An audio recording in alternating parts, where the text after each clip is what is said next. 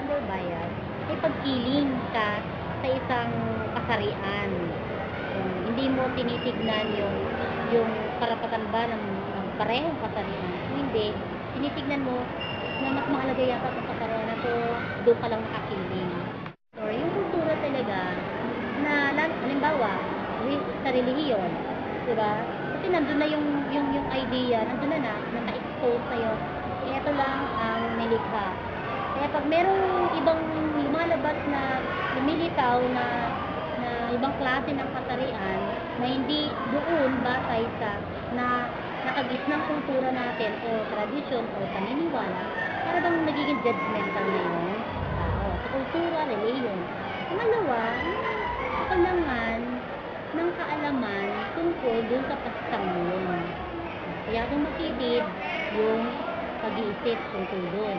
So, hindi masyadong mulat sa mga bagay-bagay tungkol dun sa issue mo. Kaya, sa pang factor, yung kulang sa kaalaman. Pangalawa, yung pamilya mismo. Kapag ang pamilya ay hindi na kumikilala sa pagkakapantay ng mga tao, kaya ano ba mang kasarian yan, madadala yan ng paano bawa magulang eto na, ganun na rin mangyayari dun sa pilit na i-impose ng magulang yung kanyang idea dun sa kanyang anak. So kahit pa paano, yung bata ay walang ding malawak na kalaman, o ganun yun. Kulang sa exposure, ay nakakaroon.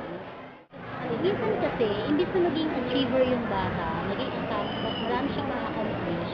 Dahil nga may pagtingin, may pagkiling sa ganito, masyadong ginakatulan, masyadong judgmental ang tao, sa kasarian na yun, so parang hindi tanggap yun.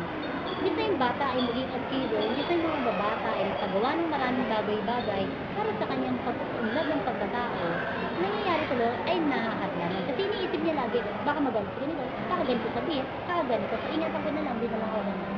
Napaka minor, halimbawa, yung isang tomboy, eh, nagpipilit siya na magling lalaki sa kanyang kaayusan. Ngayon, siyempre, maging pantay dapat ang pagpapatupad ng patakaran sa babae at lalaki. So, kung sa kanya ay maghihikaw siya, di dalawang hikaw, pwede yung babae yun eh. Pero dahil nag-iisang hikaw, parang kung pinipilit niya na talaga sa sarili niya, kasi isang lalaki, parang gano'n. So, pero pinagsasabihin lang naman, hindi naman yung tinatrato talaga. Ito, napakasama yung ginawa mo. Ate, gawin niyo na lang. Kuya, te. Ano ba talaga? Mga oras na to, ano ba talaga ano mo, lagay mo sa sarili mo. Kung gusto mo magpakalalaki, di magsuot naman tayo ng lalaki. Kung gusto mo naman magpakababae, gusto mo suot naman tayo magpakaano ka talaga. Part ito ng physical development nila eh. Na nagiging problema nila yung hindi nila alam kung ano ba talaga na sila. Sobrang, kasi minsan dyan, yung iba, na parang bang feeling talaga dalagan-dalaga na, pero grade 7 pa lang. So, parang nagmimitulan na talagang kala mo, feeling niya talaga dalagan-dalaga na siya. So, sobrang naka-makeup, sobrang naka-ganon. So, parang hindi niya pa masyadong sukoy sa sarili niya. Oh, you act naman in your real age. Yung mga lalaki naman, ganon din. Parang kala mo mga forma-forma na kala mo pero totoy pa lang. Ayan, yan ang mga madalas na problema magkahiwalay. Tapos ang problema kanila, yung hindi nila maano kasi babae lang ako eh. Kaya mong ganyan yan, inaapi ako ng mga yan kasi babae ako eh. Tapos yung mga lalaki naman, hindi ko lang kayo pinapansin ha, parang nagpipilit na magpakamaginoo. Ganon minsan, kaya nadamay nga lang ako dyan eh, pero hindi ko naman sila inaano eh. Study, makikita mo talaga, yung babae talaga, yung problema nila, yung sila kasi hindi mo siya masyado. Pero yung lalaki talaga, yun yung problema. Yung parang may tendency na mawala ng interest sa pag-aaral. May tendency na madaling mayakap. Pero yung mga babae medyo matibay. Si don't know me, lagi ako na pinapagkamalan ko. Ever since talaga, ganito na ako. Wala naman pumansin sa akin ng magulang ko kasi may freedom sa amin eh. Then, basta kung anong gusto ko ikilos sa sarili ko, walang pakialam sa amin. Sobrang paggalang sa pamilya namin, sobrang ginagalang kung anong gusto mo ikilos, anong gusto mo isuot. Kaya, sa akin, hindi ako nakatikim ng discrimination. Para bang, nakatawa pa nga ako kasi minsan, yung mga boys kong kasamahan until now, yung mga principal, Tapos sabi niya, oh, buo tayo ng basketball team. Gano'n. Tapos, oh, Ruby, dito ka, kama ka sa amin. Tinuturo nila akong one of the boys.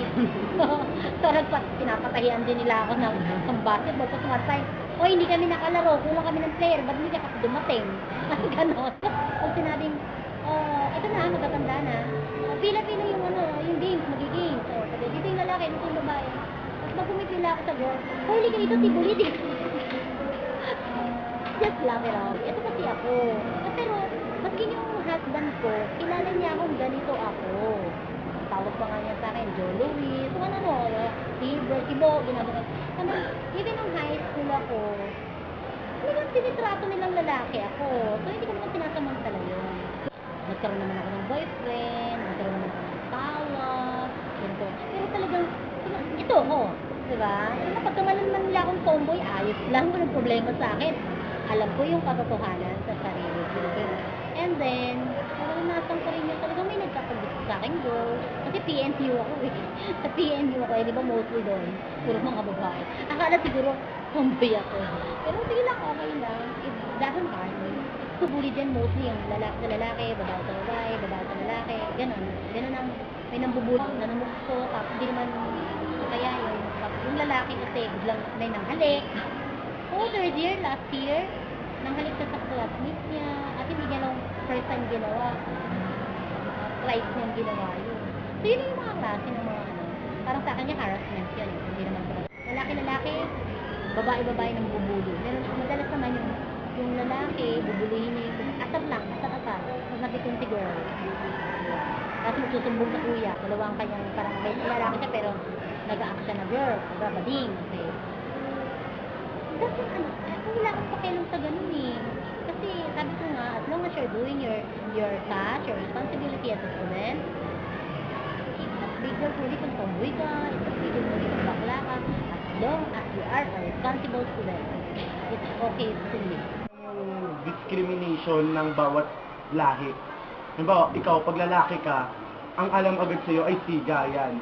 Pag sa babae, kailangan ginagalang lagi yan. Pero pagdating sa'yo, pag sa sarili mo na, pag bakla, parang agad ang lakas ng impact na pag bakla, salot sa lipunan. Pag yung mga transsexual, lesbian, yung LGBT, agad-agad dyan, hindi po, pumapasok agad sa isipan nila na salot agad, parang ganun. So, para sa akin, yung parang pinanggagalingan niya, start tayo dito sa mga personalidad, sikat na personalidad. Bakit? Halimbawa, example natin si Vice Ganda. So, ang alam agad nila doon, parang ito, bakla to. Okay, malinis yung ehemplo niyan.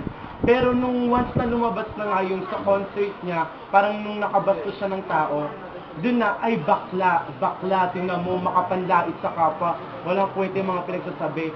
Parang discriminate agad. Yung mga tao ngayon, wala silang masyadong open-mindedness. Tsaka yung hindi accept sa lipunan, yung mga katulad namin na ganito, sa sarili ko, religious pa rin. God, parang hindi nakatanggap-tanggap. Pero para sa akin, katanggap-tanggap pa rin. Kasi kahit pa paano, sino ba yung mas nakakapatambag sa lipunan natin? Kung sino yung mga bakla tomboy na yan, mas yung naambag nila mas malaki pa kaysa sa mga ordinaryong yan, tinan mo, basta sabihin natin, yung lalaki, o sige, nakapagtapos ng pag-aaral, hanggang high school lang yung inabot. Ang binagsakan lang nila, carpenter, pero ang bakla, bakit ganon? Kahit high school lang graduate yan, may nadadagdag na knowledge sa kanila. Pwede silang makapagtrabaho agad sa parlor, kasi, dyan sa parlor, accepted agad yan. Kasi, mas magaling sila. Ito pa nasasabi na ganito ako, okay, bakla, hindi. Kasi, first, identity crisis pa rin. Ito na, nung nagsimula na ng grade 5, grade 6, it just come out. Nag-boom. Okay, yan na. 9 or 10. 9 to 10 years old. Paging sa magulang, ibang usapan na parang pag nagkakausap kayo, heart to heart, nandun pa rin discrimination. Sobrang discrimination, pero mararamdaman mo dun ang tao ang alam lang nila, ang ginawa ng Diyos, babae sa lalaki. Okay, alam na nila yan. Pero, itong mga third sex, coming na, hindi nila ma-access sa lipunan na to. Lalo na dito sa bansa natin, ang hirap. We have different worlds. Iba-iba tayo. May babae, may lalaki, may bakla, may tomboy, may transgenders. Pero ang masasabi ko lang, open-mindedness. Dapat tayo, hindi lang tayo, wag tayong nasa isang kahon lang, dun ka lang nakastay. Out of the box ka naman, umalis ka naman dyan. Tingnan mo po, tumingin ka sa paligid mo. Try mong i-accept sila. Mas magiging masaya.